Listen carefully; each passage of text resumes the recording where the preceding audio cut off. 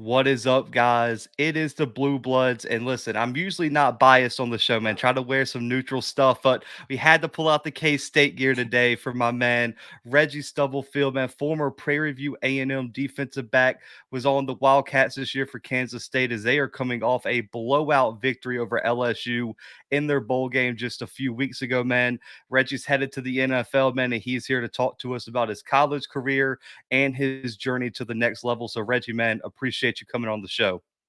Hey man, thank you for having me on the show. Appreciate it. Glad to be here.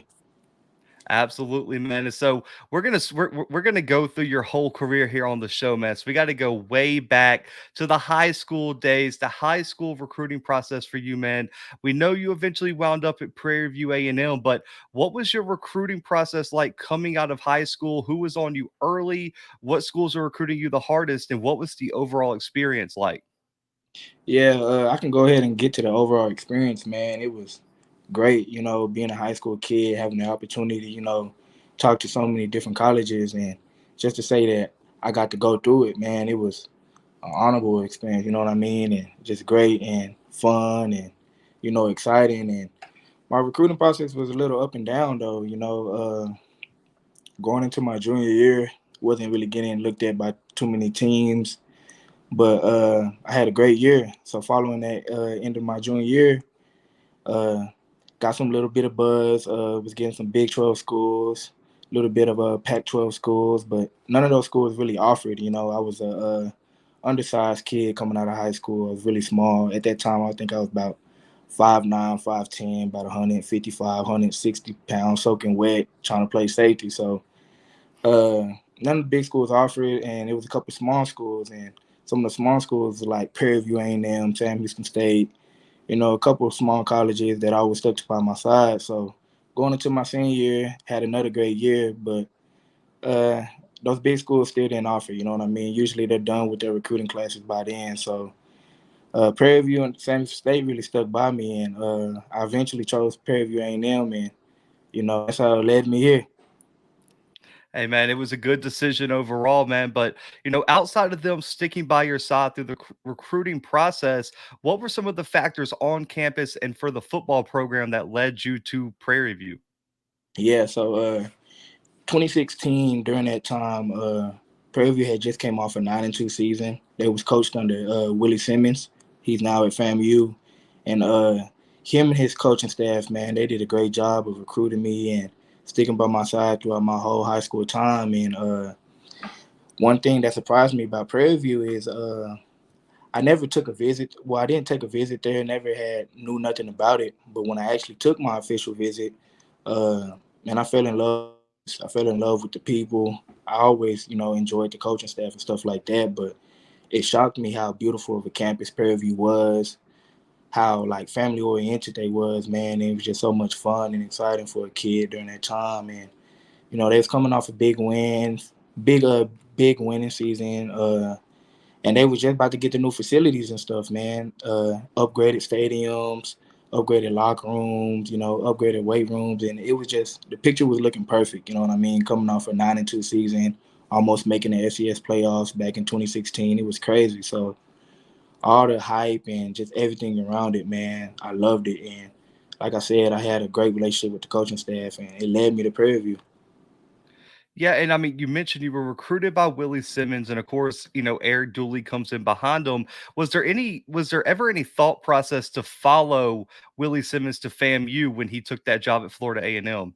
Yeah, it actually was. I think that situation happened at the end of my sophomore year when he eventually left to FAMU, and just having that strong connection with him, strong bond, knowing the scheme, the type of coach that he is.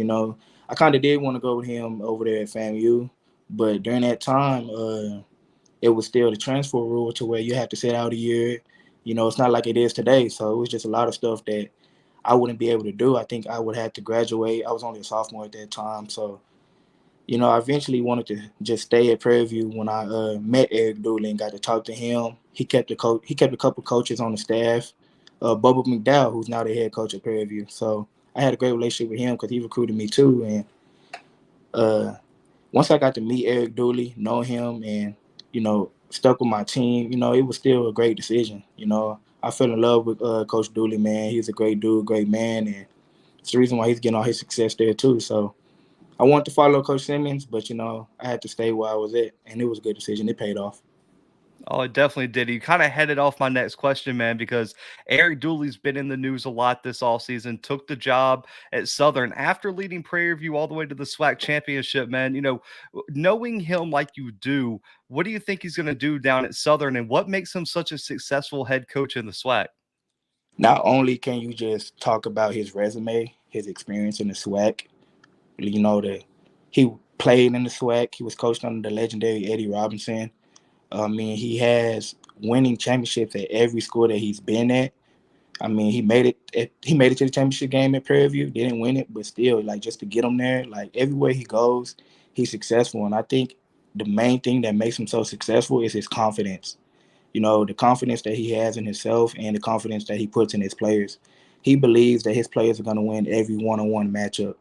And I think what makes him so good as a coach too is he's so aggressive. He's not scared to take a risk.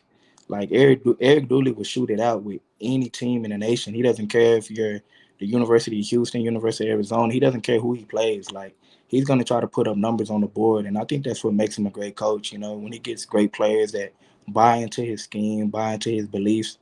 I mean, it could be dangerous, because he's going to take his shots, and if people actually pay attention to him, that's what he does. He's an offensive-minded coach, and just his faith with God, that was one of the biggest things that kept me with him too throughout the whole years. And he's just a consistent man every day. He's going to show up to work, and he has business on his mind, and that's one of the things he always tells us is straight business. So I think those are the things that makes him successful as a coach. Man, I like it. I'm excited to see what he does down there in Southern. Their recruiting class is amazing right now, even Yeah. just after a few months. But we got to get into the reason that you entered the transfer portal. What factors played into that decision, and what was your recruiting process like in the transfer portal? Yeah, so my factors and what it was like in the portal, man. I honestly, my situation was different from a lot of kids that enter the portal now. I wasn't a backup kid, or I didn't have no sticky situation that kind of happened to where I had to find a new school. It was I had the opportunity because I made the best of my career at Prairie View. And one of the things that the scouts always wanted to see from me is that they want to see me play against bigger competition. So, I had a great career at Prairie View. I did some great things there, and it was just that time to take that next big step, and I was able to earn that by what I did and all the hard work that I put in. So my recruiting process during the transfer portal, the moment I hit it, man, so many coaches hit me up. It was kind of funny because I didn't even know I was in the portal yet. It's type of waiver and information that you got to sign through the NCAA. And the moment my phone gets to ringing, gets to buzzing, that's when I figured out, like, okay, I must be in here now. Coaches from everywhere was hitting me up, man. And one of the things that I did that I really wanted to focus on going into the portal was I was going to give every school their respect. I didn't care if you was an NAIA, a D1 AA. Like, I still wanted to build those relationships with those coaches because football, it brings so many relationships, and it's just not ending, just now. You know what I mean? And I wanted to just show those coaches, like this type of player that I am. Maybe we'll meet down in the long road or something like that. So my recruiting process in the portal, man, it was fun. It was exciting. It was way better than it was in high school. I got a lot of looks, from a lot of different places, and uh, Kansas State came in at the last minute, kind of sorta, and I just fell in love with him, man. I fell in love with Chris Klieman because he was an FCS coach. He knows that it's talent on that level. He didn't play around with me. He got straight to the point. He said he wanted me. That he loved me. He loved me on film. And once I got to talk to my defense coordinator and my DB coach, Coach Klieman, Coach Malone, man, it was strictly football, and they told me that they was going to take care of me. And those are some of the biggest things that you want from a coach. Like, I wasn't in. This is my second go around. My second go around in the recruiting process. I wasn't into the flashy things like where I'm gonna stay at or what the uniforms look like. Like, nah, that's little kid stuff. And I always like straight business. You know what I mean? Like, what's the scheme like? How y'all gonna use me? Stuff like that. And they gave it to me. Truthfully and honest, and something I can always respect and buy into. So, man, it was fun, and Kansas State came away with it They did, and all Big 12 honorable mention in your first year in the Big first 12 year. at Kansas State. So paid off in a big way, man. Had an outstanding career. And as someone who was there to witness it all, outstanding season. Absolutely, man. But You mentioned head coach Chris Klieman, of course, best known for his time at North Dakota State. I mean, he's won more national championships than coaches could even dream of at this point, and he's Yeah, building something at Kansas State. I thought this year, in my fan opinion, that a few injuries away from possibly going to the Big 12 championship, in my man. opinion, I thought that team was good enough, and I will Yeah, stand on that on this show any day for any subscribers that want to debate it. But what is he any like day. behind the any day? But what is Chris Klieman like behind the scenes, man? What is his relationship like with the team and the players in the locker room? Yeah, I appreciate you, man, because I could tell you actually pay attention to the game, man. But Chris Klieman, man, behind the scenes, man, he's a grinder. He works so hard and he's so consistent. I think that's what makes him better than any coach I have ever been around.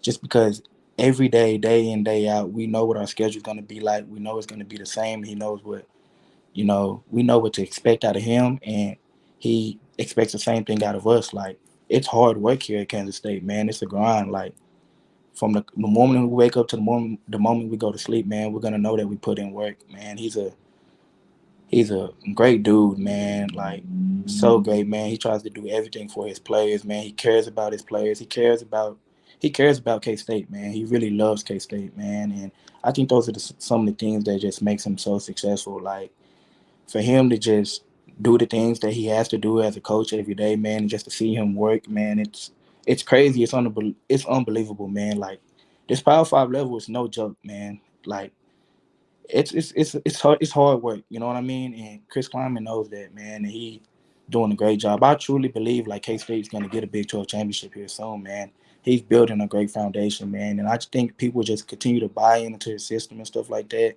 Like, things are gonna get turned around here, and they already are. So, man, just he's just a great person, man. It's like so many things I can say, but I mean that what it comes down to, like his consistency, his hard work. Like, we're working hard every single day, man, and those are the things that makes him successful, and that's just what he is behind the scenes. Oh man, I like it. You see the passion in the press conferences and everything Yeah, like that as well. But I mentioned you were already all Big 12 honorable mention this year, man. But looking at your game as a whole, what grade would you give your 2021 season at Kansas State? I'm always gonna be critical of myself and tough. Like, some people say, man, what you did in a year after you already played a football season in the spring, only having like a 2 week process to come in here, learn the playbook, get adjusted to the team and stuff like that. Like, people say like I had an A+ season, you know what I mean? But some of the things I wanted to do, like win the Big 12 championship, that stuff didn't get done. So, like, that lowers the grade automatically. I missed a few games because of some injuries, that lowers the grade. So, I mean, it's I'm proud of myself, to come in and get all Big 12, and, my first year to solidify a spot on the team on the Power 5 level, you know what I mean? And some of the things that I did on the defensive side, like holding some of the best guys that's going to be in this draft, or just best guys in the Big 12, like dominating them, man. It was impressive, but I think I say like a B or something, just because we didn't get that championship game, you know what I mean? And I feel like it's just so much I could have did, but it's in the past. I can't really do nothing about it, but yeah, I say like a B. I'll let that one slide, man. Sometimes I gotta like call players out there like, yeah, I had a D- season, but I had an All American award and this. I'm like, you Yeah, can't give yourself a D, man. You got to at least give yourself a little bit of credit. So I'll take a B for you, man. But yeah. this kind of goes along with what you were talking about, man. This is a tough question. What's one game from this season you wish you could play one more time? One more time. What game I wish I could have back? Let's do wish you could have back. Wish I could have back. You know, I had a great coming out game. Not well. I mean, Stanford. People say that was a great coming out game for me, first game of the season. And then I followed that up in week 3 when we played against Carson Strong, and I dominated them, man. Top quarterback in the draft. And that following week, we played Oklahoma State, and I was out for injury. And Skylar was out, man. We had a couple guys that was banged up that didn't even get to travel. So I really wish I would have had the Oklahoma State game back, man, because I think that would have just gave us so much energy, so much confidence, going into the season. Which, I mean, that next week we played OU. I was coming back off an injury, so I was playing some limited reps. But Probably that Oklahoma State game, man. Just having to sit home and watch my guys on TV, go through the things that they did, having to fight all that adversity that game. I wish I could have been there. It's one of the games I wish I could have back. I mean, I didn't play in it, but you know what I mean? Like, just to be able Yeah. to be out there with my team, be able to compete, because I promise, and our guys know in our locker room, like, if we used to play Oklahoma State 9 times out of 10 again, like, we'll win. You know what I mean? We're Yes. winning that game with Skylar and me back. Like, I know it's unfortunate, but yeah, I say Oklahoma State. I'm probably Oklahoma. I like that answer, and I will back you on that. Anytime you got an argument, call me up because I was at the game where Skylar got hurt, man, and I don't think people realize how much Skylar Thompson means to that offense. I mean, Yeah, the entire energy of the stadium changed when man. Skylar went down. I mean, he means so much to Kansas State on that offense, and you being one of the defensive leaders. I mean, and still almost beat Oklahoma State with Yeah, all the adversity y'all had. So I will stand on that. That K State's beating Oklahoma State as a fully healthy team. But yeah. the game of the game that defined y'all season, man. The domination of LSU, and domination might not even be the right word. I mean, you guys put on one of the best performances I've seen as a student of Kansas State. For you, man, how important was that to the program, and how much did that mean to you in your final game to dominate a former national championship team just 2 2 years years ago. removed like that? Two Yep. years ago. Yeah, man. I think it was so important for K State, man, just because it goes to show the type of program that we have. We have players that aren't caught up in opting out or trying to leave the program. Like, everybody decided to stay and play in that game, and it wasn't just because like we had to. It's just the fact that we love K State and we're like a family atmosphere. Like, I tell everybody that in any interview, any conversation that I ever have with anybody, K State is family, and you see that. And I wanted people to see that throughout that bowl game, and that's what they saw. Like, we cared so much about the program, the staff, the fans, everybody around us, that we wanted to play in that game and dominate, and that's exactly what we did. And I think it was such a big game for me just because yeah, like you say, playing against some great guys, great talent, no matter if they was backup starters, 5-star kids, and going out there and dominating them, and just to feel like I said before the game, they was out there, talking mess, saying that they was gonna do this, do that, and just to go out there and dominate them and show that we play ball here too. You know what I mean? Like, it's just not Kansas when you think of that. Like, we play football. You know what I mean? And like, I think it was very important, just to get that dominant win and just to send a message like, we're here. You know what I mean? Like, we're a good team. Like, we deserve this bowl game. It wasn't no fluke that we was here. So just to send a message, the type of team that we are, type of program that we are, and that we're tough. I think that was very important.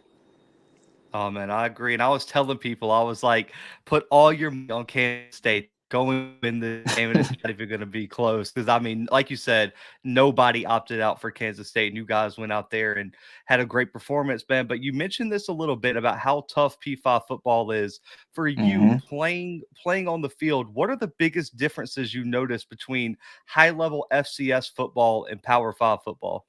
Yeah. So one of the obvious that we all know, the obvious things is money.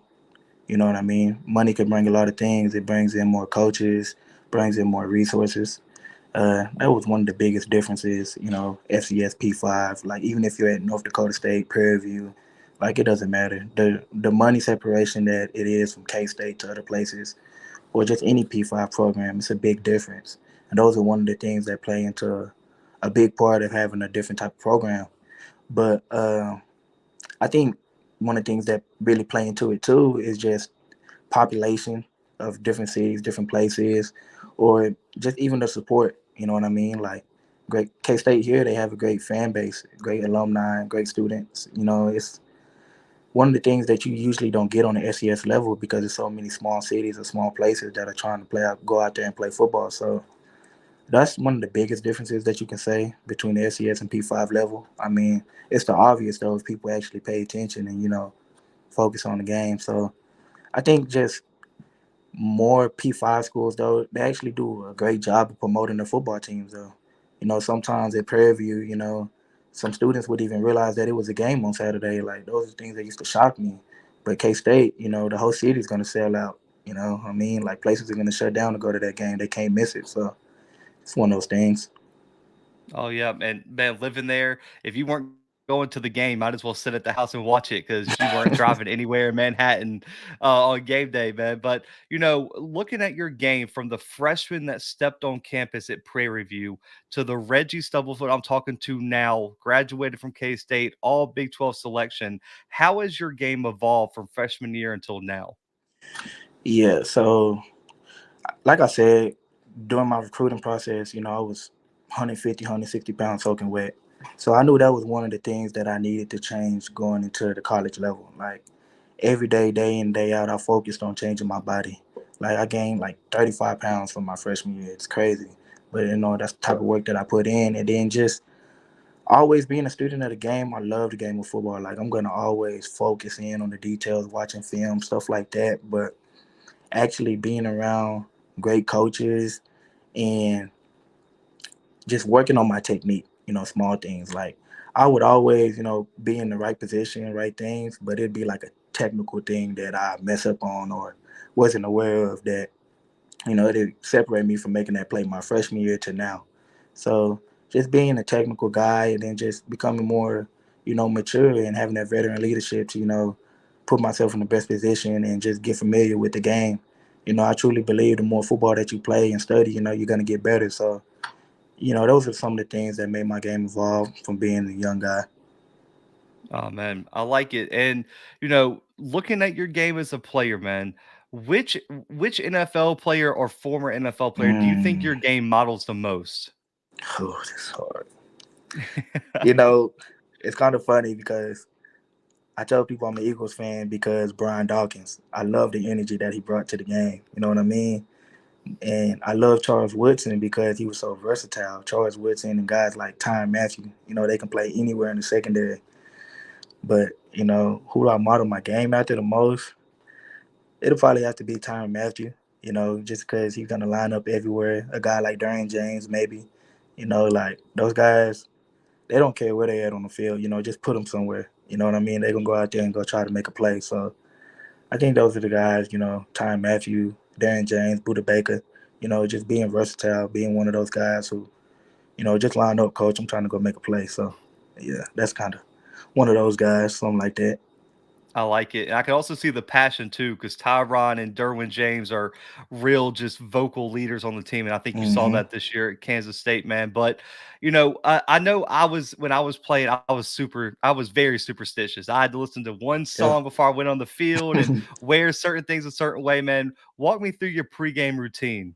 Yeah. So it's kind of funny. I don't really just have too much of a set pregame routine. I like to, make sure I get a good, pregame meal in, get a nice little pump in, nice little stretch, nice little warm up, and those are things that's really just consistent. I don't really have too much of a superstitious thing. You know what I mean? I just like to go in there, make sure my body's warm, make sure my feet are underneath me. You know what I mean? Make sure I got, like I said, a nice little pump on my body and just lock in on my details, my scouting report. So I know guys usually have these crazy superstitions like wearing this sock or putting this sock on this way or something like that. Nah, I'm never really just into that. Just keeping it simple, man. It's just me. Man, hey, it worked out very well. If it's not broke, don't fix it, man. But I know you play safety, so you probably don't catch yourself in one-on-one situations as much as a cornerback. But for you, if you're one-on-one with a wide receiver, what's the number one mistake they can make against you? Yeah, I think a lot of times too, and I've figured that out this year.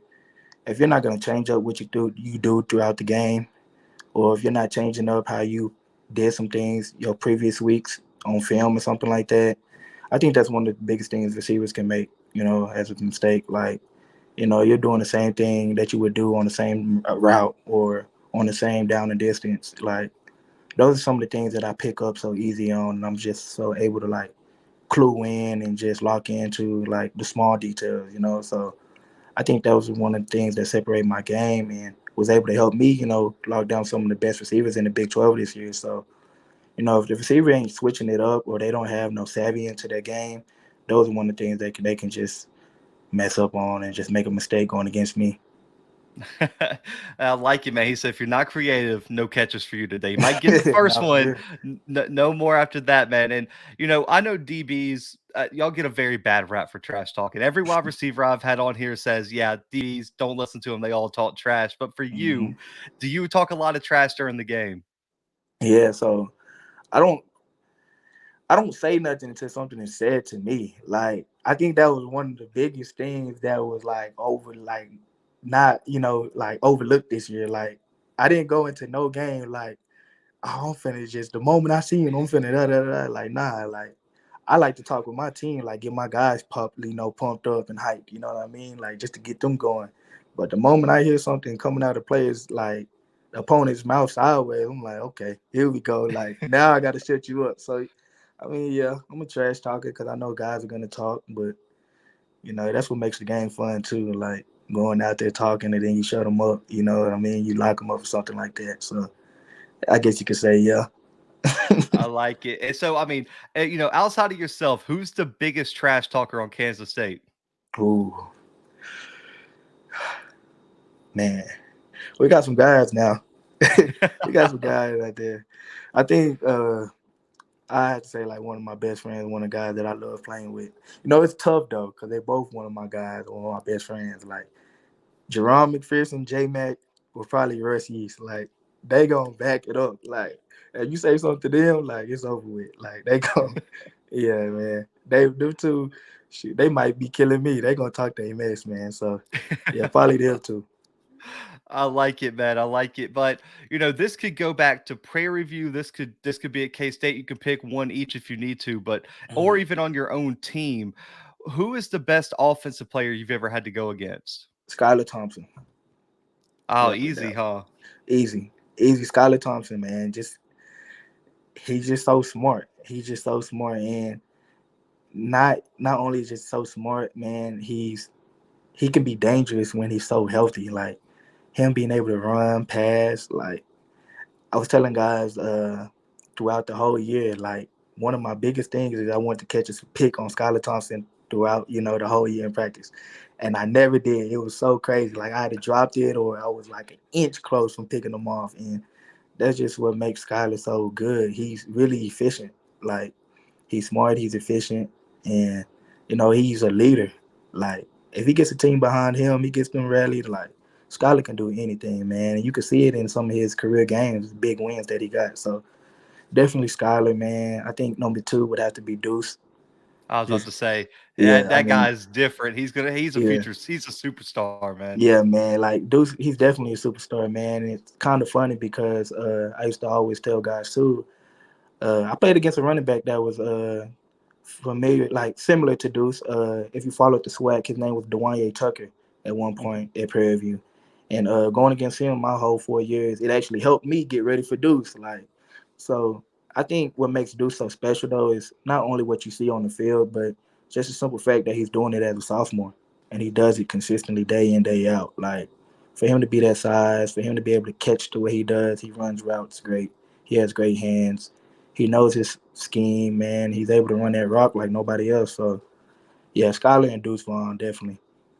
No, I know he don't get his credit. Arguably, in my opinion, best running back in probably college football, man. That, Yeah, that that that definitely. guy's different, especially like you said, true freshman season. I believe he led the entire country in receiving yards for running backs, and he's different. But I know. Listen, I went to K State. I know how amazing Bill Snyder Stadium is and how loud it can get, and it's an underrated environment. But outside of Kansas State, who had the best environment this season? Whew. I didn't get to travel against Oklahoma State, so I didn't get to experience that. I heard it was a pretty good environment. Mm, let's see. It's a tough one. It's a tough one because some of those teams that you would say that would have the best environment, we played them at home this year. We Oh had yeah. Oklahoma at home, we had West Virginia at home, Iowa State. Uh, I really don't honestly can't remember our last couple games that we had. I think University of Texas, and I would say that if Texas gets to winning, they get that culture back. The way that they did in the early 2000s. that's a dangerous place to play it. Not only because of the talent that they have on their team, but if those fans actually come to those games, man, it gets real loud in that stadium. So, yeah, most definitely, I would have to say Texas. I like it, and it just keep the rivalry alive. I knew it wasn't Kansas because that's a home game for Kansas State every Home year. game. Yeah, that's a home game for sure. They're begging fans to come to go see the Jayhawks play, man, just to keep the Sunflower rivalry alive, man. But I mean, these last two questions, man, a little bit more personal for you, but despite all the accolades, all the praise you get, man, for being an hmm amazing college football player, what keeps you motivated year in and year out? Uh, Honestly, man, just some of the core goals, core values that I have for myself, and then just the opportunity to like play on the team, man. Like football is so special. Being in the locker room, being surrounded by guys that come from so many different areas, different places that you get to learn about, and just the experience that football gives you as a guy, like the learning experiences that you have, the adversity that you get to go through. I think those are some of the things that keep me motivated just because you go out there and you want to do your best every day. So it's not too big of a, you know, saying or anything like that, or I guess you can say like answer. I mean, it's just being around a team. You know what I mean? You want the best for your guys. You want to go in, you want to give those guys your all every day. So I mean, that's just one of the things that keep me motivated, man. Not want to let nobody down and just want to be able to get better every day and succeed and win. I mean, simple.